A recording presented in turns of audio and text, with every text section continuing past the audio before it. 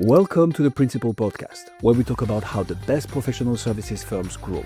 Whether you're looking to scale your firm or learn from the stories of founders and leaders who've done it, you're in the right place. Join us as we interview the best leaders in professional services. Let's get on with the show. Good afternoon. We are fortunate today to have Stephen Chambers, who is the managing director of the Winthrop Group, and they specialize in historical consulting, archives, litigation support, and strategic advisory services. Now, for me, this is special because I love history, and I know Stephen's going to share some things that probably I hadn't thought about that are history in a business consulting, and we're going to let him share that story. His journey has gone from a variety of areas, from Chicago to Brown University, and he's obviously someone who has a lot to share, and we're going to let him have that audience to do so. So, Stephen, welcome to the Principal Podcast. And the first thing I always like to ask is, tell me, with the journey you're on, how did you get from an academic background into this consulting service background? Share that story, please. Sure. Well, thanks. Thanks for having me. Yeah, it's a good question because I think it's not as intuitive a path to go from, say, a history PhD as it would be from a business MBA, something more traditional. When I was in graduate school at Brown, I got to know someone who sort of pulled me aside. This was sort of toward the end of my graduate career. I wasn't really sure what I was going to do afterwards. I kind of knew I didn't want to teach, but I wasn't sure what I did want to do. Mm-hmm. And he said, "Oh, there's someone that may have an opportunity to do some research." And I thought initially this was, maybe a part-time support on the side. I won't go into all the weeds of this, but essentially that developed into a position with what was then Monitor Group in sort of a captive, what I guess you would call a think tank. They had a unit where we were kind of researching interesting, kind of forward-looking trends, and they were drawing on all kinds of people with different backgrounds. There were some people there who had been in the intelligence services. There were people like me who had just, literally come out of academia. And I did that for a number of years. And as I was doing that, I got to know someone there named Dave Dyer. And Dave was working with me, and he also had a background as a historian. Dave is much older than me. And in the course of getting to know Dave, he mentioned a firm called the Winthrop Group. Now, this was years ago, I was at Monitor Group. And I didn't think too much about it at the time. I didn't know that much about it. But eventually I wound up leaving what Monitor sort of spun off, became something else. So I left and I went to a firm called Analysis Group, which is an economic consultancy. They're based also in Boston. This was all based in Boston or the Boston area. And I worked there actually in marketing for a couple of years. So I did content marketing at Analysis Group for about 2 years. And then, I had a conversation with Dave again, just sort of out of nowhere. And he said, "Hey, have you ever thought about history consulting?" And, I kind of asked some people that I knew about this, who had worked in strategy consulting or economic consulting. And their response was probably what most listeners' response would be, which was sort of, "This doesn't sound like a real thing. This doesn't sound like a career. This doesn't sound like a profession. How can there possibly be a firm that does history consulting?" As it turns out, so Winthrop has been around since the early 80s, since 1982. Okay. And we do, and so long story short, I went and started to help run the Winthrop Group, and now, for the last 10 years have run part of the firm. And we do two things. We do archival consulting and we do history consulting. And there's sort of other categories of things that fall in there as well. But there's sort of those two big broad buckets. And, as it turns out, it is a very specialized, very niche business, as you'd imagine. Right. But we touch, sort of the biggest names, the household names, Fortune 500 companies, major universities, institutions, foundations, as well as private families, individuals. So it was a winding path, I would say, but it sort of started with a recruitment basically right out of graduate school. Interesting. So what is archival consulting versus historical consulting? It's a good question. So archival consulting, in maybe even a little bit of a counterintuitive way, is something that is probably more familiar to some people insofar as a lot of organizations have archives. Right. So, companies have archives, Universities obviously have archives. Lots of organizations have archives. Yeah. So the type of work that we do in archival consulting, and this is a very big part of the work that Winthrop does. It's actually grown to be a very big part of it. Is actually either it can range from sort of processing records. So if an organization has an influx of material they need processed, literally physical or digital materials, but it can also include everything up to sort of literally running the archives on site with organizations. What we don't do is a model that I know there is a sort of a different model for this out there, which is a little bit more of an Iron Mountain kind of model where the materials are kind of taken from an organization and housed somewhere. We're not in the business of that. We don't really do storage or any of that. We really work to customize archival services based on, what the client's interested in, what they want to do. Do they want to digitize things? What are they interested in preserving? Because a lot of times archives is all about, frankly, getting rid of things as much as it is preserving things. It's kind of understanding what you need and what you don't need. So that's a big part of the business, is archives. So what is the historical portion? So, yeah, no, I'm glad you asked, because that's the part of the business I tend to focus on, which is the history side of the business. As a historian, in the history side of the business, there's kind of a spectrum of types of projects we work on. Essentially, we get called when there's an interest in having someone who is credentialed, having a team actually of people who are credentialed to do either private or public facing historical work. And that's a pretty broad bucket. So that can mean everything from an organization wants to know something really specific about its past, and they want to be sure that this can withstand, let's say, legal scrutiny or scrutiny from the media. Okay. So they might ring us and say, can you answer this? When did we hire the first women in the firm? When did we, change our brand to this? Those types of questions. Actually, a lot of the work that we do winds up being things that are not like that are not private, that are public. They're things like books, videos, exhibits, and things like that. But a lot of that coincides with some kind of transition. So usually there's, maybe a leadership transition or a major milestone, like an anniversary. Right. I can't tell you though the number of times, and I won't name any names, but there are some very big name organizations out there we've worked with who might have a major milestone coming up. And the first question we get asked is, were we really founded in this year? Right. So if an organization is 100 years old or 200 years old or whatever it is, the first question is, were we actually founded in the year that we say we were? Right. And a lot of times if you go back a couple hundred years, it's actually not as clear as you might think. So there's a lot of different types of things we do.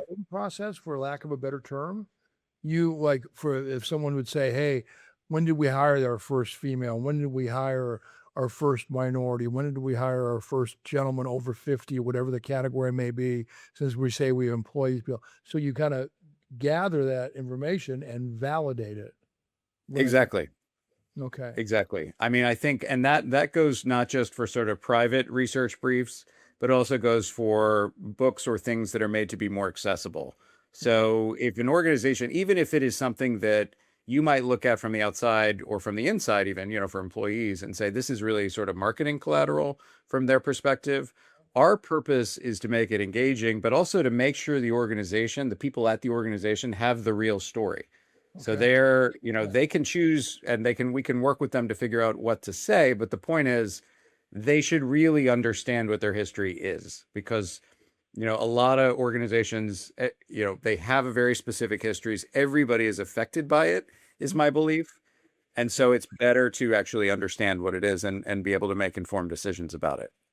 I like that. So now when you go to clients to work with them, Stephen, do you go through with decision influencers, or do you deal with end result decision makers? Who's your customer at the organization you're calling on? That's a good question. I think, in a lot of places, it's kind of bifurcated. So the archives usually lives one place. And that can be, sometimes that lives in data management. Sometimes that lives in marketing. It can be, they're often, some organizations that are really strategic about it actually haven't, their sort of own archive and historical component. But a lot of times when I'm working with an organization, the people I'm working with are usually sit in one or two places. It's usually very, very senior executive, a lot of times the CEO, Right. or it is someone in marketing and comms or something equivalent to that. Okay. Because I think in my experience anyway, as you were saying, kind of right at the outset, just an interest in history.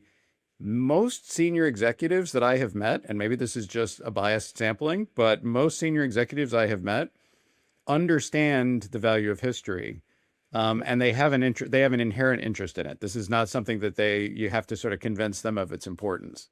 Yeah. Um, so a lot of times it is actually that sort of C-suite that we're working with. Good. So who's your ICP, your ideal client profile? Who do you guys target best suited for your services?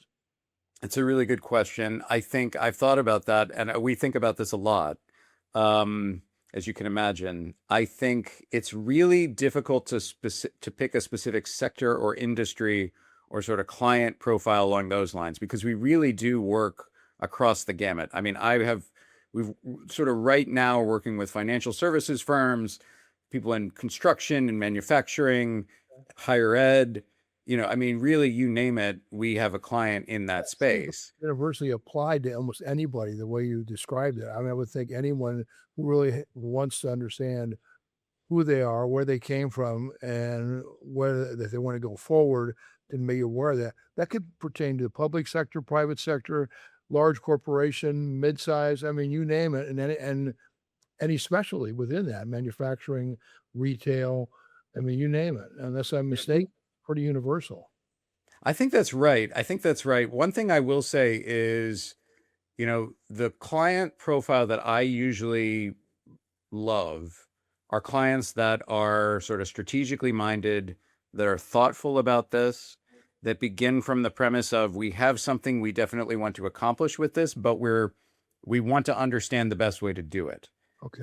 Where it becomes more difficult is when the client kind of begins with, we have a car that we just want you to get in and drive. That's really not what we do. What we do is come in and help them actually understand what is possible to achieve what they're trying to achieve. And a lot of times that's as straightforward as they want a publication. We want to get a book. But what a lot of times organizations don't think about is, if you say a book and you think about a history, a lot of times people immediately go to coffee table book. Let's do something that is illustrated, that's sort of a gift style book. And that's absolutely legitimate. And we've done an awful lot of those. But there's many other types of publications as well. I mean, we also have a track record doing publications that are placed with trade and academic presses. I mean, we had a book with Wiley just a couple years ago. We've done books with Harvard Business Press, with lots of different places. There's a full range of options that I think a lot of organizations may not even think about when they think about how they can use their history. Which in certain aspects makes a challenge to your job if I'm an outsider looking in, because I'm going, without that good ICP, you know where you're going to be at, C-suite, marketing, or comms, but within that, it's so broad. How do you market to it? So, I mean, that's my next question. How do people hear about your company? Is it through referrals primarily? Is it business networking on social media like LinkedIn, et cetera, or Google search and AI recommend you guys? Or is it something or a trade show or a conference? How do people hear about Winthrop Group? It's a good question as well. I think, yeah, and I wish I could give a really, really solid answer to this. I think in my experience, the vast, vast majority, despite everything we have done, showing up at, at conferences, we have done targeted outreach to different segments, in the past, and we still do. But despite the various things we've done, I would say 80-90% are referrals. They're clients. We have clients we've worked with for, in some cases, more than 30 years with major, sort of blue chip named companies. And they get to talking with the people they know, and they point them in our direction. A lot of times that is how the business, kind of, just practically comes in. Is kind of word of mouth. Which is good. It's obviously the best because the highest level of trust. The challenge is you hate to have your pipeline with 90% of one methodology to bring in clients, because of some reason, for whatever reason, that kind of stagnates, multiple distribution channels will help you a lot more. Something obviously you guys think about. Oh, I can't tell you. Yes. I mean, I've been doing this for, 10 and a half years. And I think of that, certain times, a couple times a year that I think very seriously about that. And it always, we always seem to get the sort of word of mouth referrals. Good. Well, that's the way it should be. I mean, that's the best type of business. So within the companies that you deal with, retention obviously is important. Heck, if you have one client for 30 years, that's the ultimate retention. But is there a measurable that someone could look at and say, hey, here's what we wanted you to do. You achieve that. I mean, you can't put metrics, I don't think, to what you do. And if you can, please explain that to me. So how do you keep your clients? Yeah, it's an interesting question because I think you're right. I do think on the archival services front, there are some pretty specific metrics. And in Yeah. fact, it is possible to start to demonstrate, literal savings in ROI based on Okay. the document retention that is no longer needed, based on resources that are no longer needed to manage data in a certain way. There's a lot of very specific technical things specifically related to literally storage, both physical and digital, that I do think archives can demonstrate pretty specifically. Like, this is how many, square feet of material we've managed to help you save that you're no longer needing. On the historical side, it's trickier. You're right. Sorry, go ahead. Yeah, cost avoidance would be one because they don't have to manage that anymore. It's no longer needed. That's a savings. Exactly. And space, Exactly. storage, yeah, all those. So I can see that on the archival. What about the historical side? How do they The measure? historical side it's a little bit trickier. I think it's the kind of ROI that we're describing. It's harder to put a finger on that. I mean, I've had people in the past who I've seen presentations, and I've even given a few presentations where we talk through, say, for example, an anniversary campaign and the number of site visits that, for example, a microsite might get, the engagement that a video might get, and for any publication that we do, there's always a digital edition. So it's much easier to sort of track engagement, but sort of conversion. I think, to me, the best evidence of ROI is client retention and the referrals. I think, the fact that we do have, the kind of reputation that we have developed over the last however many years, 40 plus years, 44 years. I just frankly don't think these are not organizations that are operating out of, the goodness of their heart in many of these cases. They're operating from the bottom line, right? They want to make sure that this is adding value, and that's what we're interested in too. Yep. That's why they stay or they hear about you guys, and that's that referral base again being the bellwether for you. So when you look at within your organizations that you sell to, you have an initial contact. So they might say, hey, Stephen, we're interested in what you guys do. And you have a meeting. What's the selling cycle from an initial meeting to fruition of starting a contract, pretty much on average, that you find? I think it's 40 years. No, I'm kidding. It's not quite that long, but it is. It can be quite extensive. Let's put it that way. I think there are, Go into it. yeah, I think there's sort of two categories of types of projects. There are projects that are sort of, let's say, discretionary, where there's an interest, it's important, clearly. And having conversations like this all the time, where you might get, conversations that kind of go on and on and on, where we're really interested in this. We are going to do it. We're going to get back to you exactly when. We have to think about timing. We have to think about availability, because a lot of times when we're doing a historical project, particularly if the history is coming up to the present, which it always is, we do ask for a lot of time, because we will be doing a lot of interviews. We'll be finding a lot of materials. We'll be asking for sort of the records. And that's not a small thing. We kind of recognize that people are going to have to give some of their time as well. That can really take some time, and it can take years. I think on the other side of the spectrum, though, there are projects that are kind of time constrained by the nature of them. So, for example, if there's an anniversary coming up, there is a specific date at which that anniversary is going to happen. And if we work backward from that date, it can often take a year and a half, 2 years minimum to do a book project, for example, to have from start date to have a book in hand, at least. So really you kind of know, as we creep up closer to that date, fewer things become possible. And so that does add, I mean, that's just the reality of, not just putting the project together, but things like printing and manufacturing cycles and all the rest of it. And if it's a video sort of post-production, all of these things take a lot of time. I think most of the time in my experience, clients are really sympathetic to that. They do get that. You understand. So I think, there's often, I've had projects where it's literally, a couple of emails from the CEO over the course of a couple months, and we're off and running. And, we're not going through a complicated procurement process or any of that. And I've had other projects where, we might be talking great clients, but they're just organized differently. And we're really, the sales cycle can be, literal years. Wow.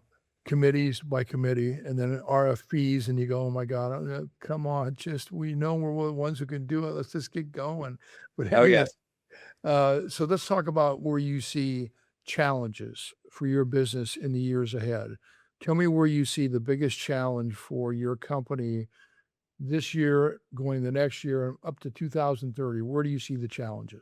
It's a good question. And in fact, one of the things you just mentioned made me think of one of them. So as we were talking about sort of getting new business and that sort of sales cycle, even once you're onboarding, a lot of times we might encounter a procurement document, which is, 30 pages long, which has absolutely nothing to do with historical services, which might have to do with sort of, supply of grain or something that is, how they deal with their normal providers. Right. I do think that is emblematic of one of the big challenges we face, that I have faced, from the very beginning, that I don't see it going away right now, which is just the nature of this, which is that people don't really know what is possible. They don't really know. This is such a niche industry Right. that you're kind of, I kind of liken it to, sort of selling someone an airplane while you're convincing them it's going to fly,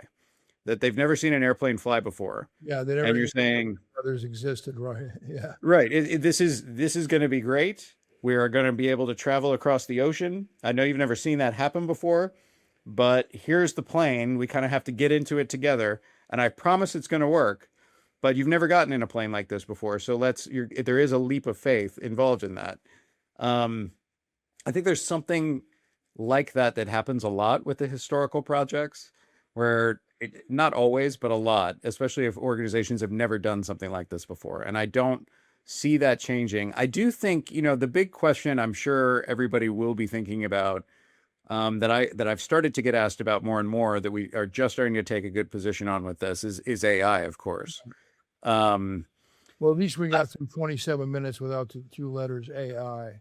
I know. I felt like I had to mention it because I was going to go, today it almost seems like what you do, which is so detailed and so meticulous. I love it. But hey, Chad, give me the information on this, and boom, it pops up, and you go, how is that? Is that as accurate as what you guys do? So give me the differential, please. no, it's a good question. I think look, there's elements of what we do that AI frankly can't do unless you have a autonomous robot someday that people are trusting and want to talk to. Right. An AI can't walk into an archive and start to process physical papers. It just can't do that. Right. It also can't sit down with a senior executive and have a meaningful conversation, that is not just constructed in the right way, but is also kind of like this discussion, organic enough to follow the threads where it needs to follow. Correct. That's something that really takes experience. And maybe someday, someone may say, we have that technology, it can do it. I think I've not seen AI serve a lot of relevant purpose yet, except as kind of a support for some of the things that we do. What I have seen is clients being very concerned about its use. I've started to see clauses that really sort of prohibit the use of AI with a lot of this, or really demanding about being careful about how it's used. So our position is we're not sure, at least this is my position personally. I shouldn't speak for everyone at the firm, but I'm not really sure where it's headed. I think it's entirely possible that elements of what we call AI will be very useful to kind of augment certain aspects of our work. And I know that's already happening in some cases, and that's why I can say that. But I have to say, anytime my colleagues or I have tried experimenting with it, it winds up taking more time than it's worth. It winds up requiring a different level of checking because, frankly, the work that a professional historian does in terms of understanding nuance, in terms of understanding context, it's really hard for people to appreciate that until they kind of put it side by side with someone who is not trained and experienced doing that. We actually had one client early on when I was first starting, not early on with Winthrop, but early on with me for maybe 9 years ago or so, that I learned later kind of had us audition with others at the same time. And I only learned this later because they're still a client and they shared these materials with us later. And so I saw they had asked us to do some sort of historical research and they had asked others to do this, other firms, because there's a lot of firms that kind of want to be in the space but aren't really credentialed, if that makes sense, that are, in sort of marketing communications, and they kind of want to do storytelling, but they don't really have the historical background. And so what they basically found was they just didn't use the same types of sources. They didn't come with the same type of analysis. They just came up with entirely different answers to things that for a historian would be kind of intuitive. This is how you start. This is the process you go by to make sure it's accurate. These are the questions you keep along the way. This is what you need to be careful about not knowing. Whereas the other side was very confident and, to my mind, very wrong. And that client became, we still work with them. It's a major financial institution today.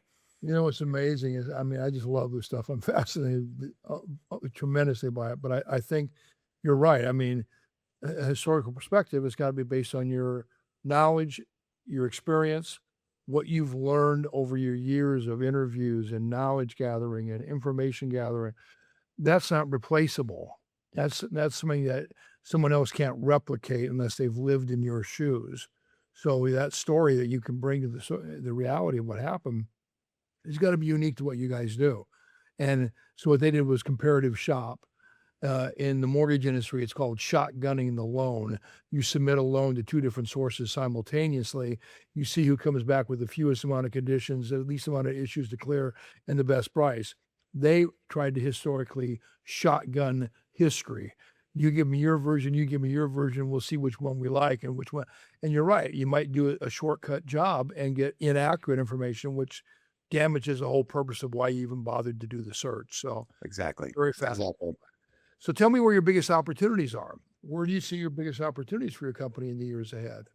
Yeah, that's a great question too. So since I've joined the firm, and really especially in the last few years, I think we've probably roughly doubled in size from where we were. We're still pretty small, but we're probably in the neighborhood of 50 plus employees at this point. I think I would say, and I should add to that, we do have a very large network of scholars and others who have positions in some of whom are sort of independent historians or people like designers and things. So if you really take the network of people that work on our projects, it's actually 50 is not the right number. It's several hundred.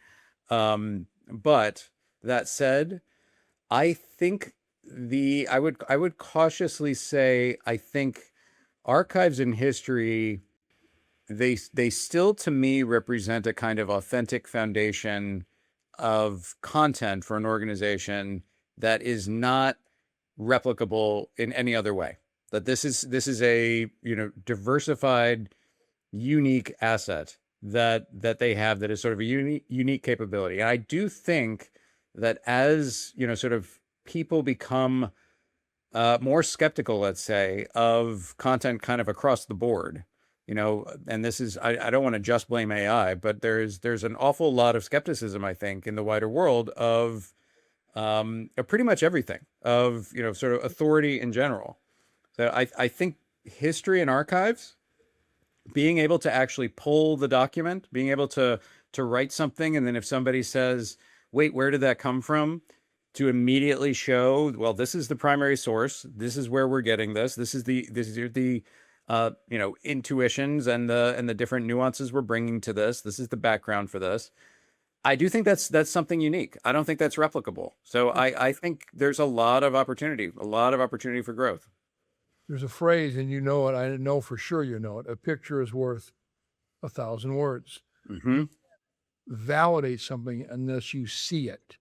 People can be good with the spoken word, which is AI, but they can't necessarily be good with the written word, which is historical gathering. And so, I like that. What you do is kind of what I teach in my business. So I really like what you guys do. It validates a lot of what I try and train people on. So I can reference, hey, I had a discussion with this guy, and he validated everything I said. I taught you guys. That's great. That's great. That's why I'm here. Yeah, exactly. So let's talk about how people can reach your company. Sure. What's the best way to go ahead and do research into working with Winthrop? Yeah, that's a great question. I think probably the easiest way is email. We're all very busy, but I always check my email, and my colleagues do too. I have my email, which is, just schambers@winthropgroup.com. And, my colleagues have similar emails that are pretty straightforward based on their first and last names. Okay. If anybody has questions, that's probably easiest. We get a lot of inquiries. We get a lot of things we don't. And I should say, we are also pretty selective about, these days about who we work with. So, we want to be sure that we're going to actually be able to add a lot of value for the clients we're working with too. Website? Yeah, it's wintropgroup.com. Okay. And any other social media sources that might be available? We are present on social media, but as I've said, and I should also add, that website is about to undergoing a refresh right now. So if what you see there, you say, oh my gosh, this website looks like it's from maybe not 1982, but it looks a little dated. There is a new one coming very soon. So don't be alarmed by that. And I think, we're not incredibly active on social media. We should be, but we're just not.